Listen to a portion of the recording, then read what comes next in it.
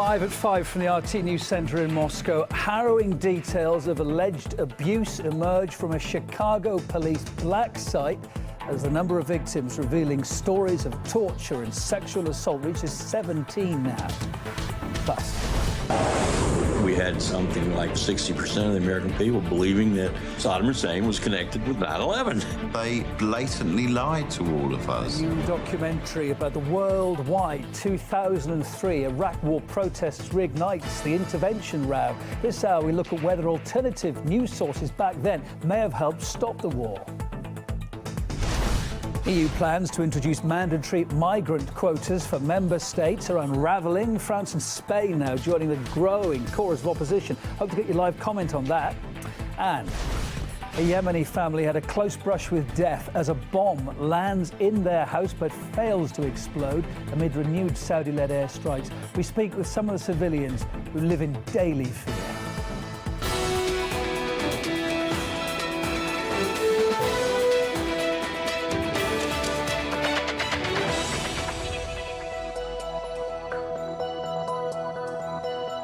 Hello there, thanks for being with us wherever you're watching around the world. My name's Kevin Owen.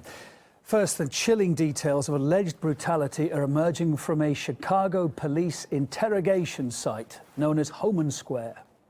I was shackled without food, water, or use of the restroom in a locked room that smelled like urine. The police officers pulled my shirt up and slowly moved a metallic object down my bare skin. After they did that, I would have done anything for them. Well, Angel Perez was detained in 2012 and claims he suffered sexual abuse during his arrest. He was taken to Homan Square after he refused to contact a drug dealer who police believed he knew. Now, what you're seeing here is rare video taken from inside that facility, which some have branded a black site. Perez is seen being taken into the room behind a door marked prisoner entrance, and that's where he claims the assault took place. His lawyer described to us what allegedly happened.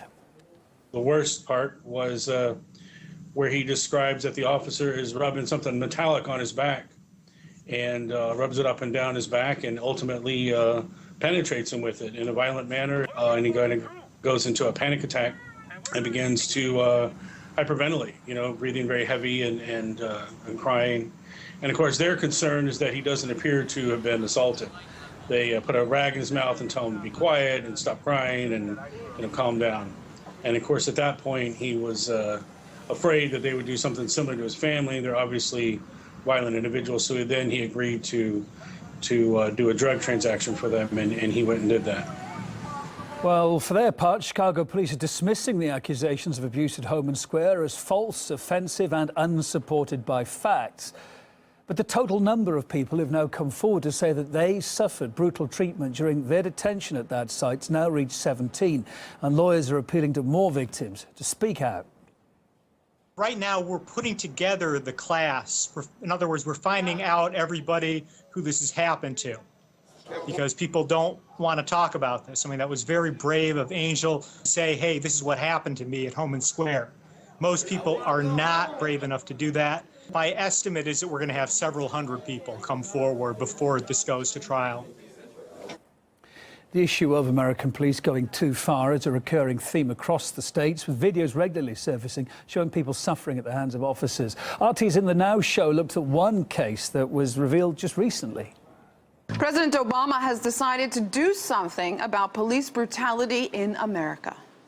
So we're going to prohibit some equipment made for the battlefield that is not appropriate for local police departments. Taking heavy weaponry out of the hands of police might help, but it won't be enough, because like in Eric Garner's case, cops can kill with their bare hands. In Texas, a video has been released of an Iraqi soldier who died in police custody 3 years ago. American James Brown was meant to serve a 2-day sentence for drunk driving, but he never survived. The footage shows him contained with riot gear, not resisting, repeatedly saying he can't breathe, and then losing consciousness. The images are disturbing. I can't breathe. Dude, please, take it off. Take it off. Oh, man, dude. Dude, please take it off. Joining us us in the now is King Downing, lawyer and director of Human Rights Racial Justice Center. Thanks for being with us, King. Not much media coverage on this video, which local journalists, of course, were pushing for some 3 years to get released, of James Brown essentially being killed. Is this not worth coverage? Of course it's worth coverage. It's a terrible thing, and it happens far, far too often. And one of the important points is that while we've been covering the police abuse in the streets, not so much coverage has been the use of violent tactics within the prisons themselves because of the secrecy. And so it was very important for this video to come out and show what it showed.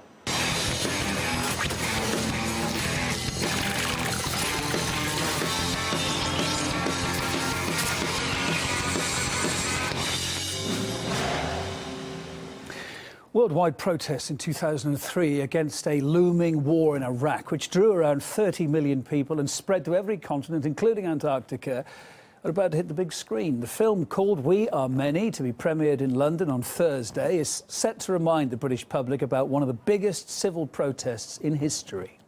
It's the biggest demonstration coordinated in the history of the whole Earth. It was off the hook. Something began on that day that cannot be reversed. A mass, beautiful movement that's going to stop them from dropping those bombs.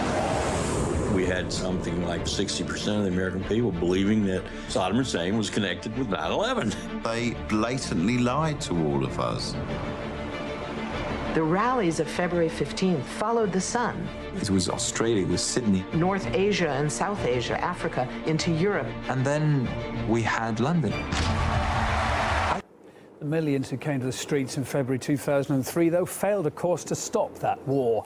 A month later, US-led forces invaded Iraq, justifying their campaign with flawed intelligence about Saddam Hussein's weapons of mass destruction. A new poll ordered by the Sputnik news agencies revealed that 60% of Europeans and Americans would prefer to have an alternative view on key world events. And this is Sid Churkin, who went to ask people on the streets of London whether they think it would have helped prevent the war in Iraq back then.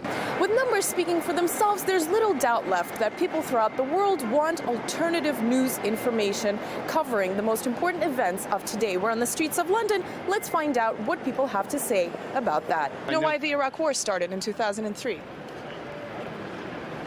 Do you remember the weapons of mass destruction and how that turned out to not be so true? I cannot remember. Do you know, I don't remember what was supposed to be the reason. Well, the idea of weapons of mass destruction, which turned out to be a bit of a tiny lie, yeah? There was weapons of mass destruction. Which turned out to be a little bit of a lie, yes? Correct, yeah. By Mr. Tony Blair. Yeah, well, do you think that war might not have happened if people had alternative news information and questioned that whole mainstream narrative more? I certainly do think that, because I think it was scaremongering. Do you think in general it's important to have a variety of alternative news sources questioning issues? Absolutely right. Well, why? Because otherwise you run the risk of one person, say Murdoch or somebody like that, or in a particular country, politicians, just gathering together and influencing all the news sources, and then you don't get an alternative voice. You know, get the right information through other alternative sources and make a better opinion and decision as to what's going on. Do you think in general it's important to have a variety of news sources? Absolutely. So people... Absolutely. Do you think in general if people have more alternative news sources, things like this potentially could be avoided in the future? I think so, for sure, yeah. But you don't get that in this country. The media's controlled. And while surprisingly not everybody remembers the premise under which the Iraq War was kick-started in 2003, every single person we talked to agreed that having access to alternative news sources is crucial. Anastasia Churkina, RT, London. UK inquiry into the Iraq intervention launched back in 2009 meantime stalled, with the results not expected until next year. RT America spoke to former CIA official Michael Morrell, who was in his day George Bush's daily briefer back then. He claims the intelligence services clearly believed that Saddam Hussein did have weapons of mass destruction. There's a view out there that the hardliners in the Bush administration, the Bush White House, the vice president, pushed us into that view. That is a myth. Right? We believed that he had chemical weapons. We believed he had biological weapons production capability. We believed he was reconstituting his nuclear weapons program. Nobody had to push us there. We believed that before President Bush ever came to office. We were telling President Clinton just that. So we were there, and we were wrong. Meantime, British lawmakers are trying to pressure their US colleagues now to release the final British citizen held in Guantanamo without charge or trial. A bit later in the programme here, then we'll talk to some of them and explain how Shaka Amar found himself in a continuing diplomatic limbo. Plus, coming up too, Ukraine's president believes Russia is preparing an offensive and says Kiev should be getting ready for war, as he puts it. More on that just ahead for you too. EU plans to introduce mandatory migrant distribution quotas for member states have met with strong opposition. Both France and Spain now, which are slated to be among the top 4 receiving countries, have spoken out against the idea. France's president has said that the quotas are out of the question, just a day after a similar statement coming from Madrid. At the moment, at least 10, as you can see on the map here, out of 28 EU states have voiced their opposition to a quota system, among them to the UK, which said that it would opt out because it's legally entitled to do so if it wants to, even before the European Commission revealed its plans last week. Polly Boyker has more on this now from London. Well, it seemed like a sound proposal on paper. Brussels wanted the EU countries to share the responsibility of around 20,000 migrants over the coming years to be distributed evenly across the continent. And we can take a listen to the not-so-subtle EU philosophy behind that migrant quota system. Sharing responsibility to protect, sharing responsibilities at home, sharing responsibilities in the European Union, and I expect coherence and consistency from all member states. Well, that whole initiative started to fall down pretty quickly before it even got off the ground, to be honest. What went wrong? Well, first, Britain stuck its head out and opposed the idea. They just used a legal loophole to opt out of the whole thing.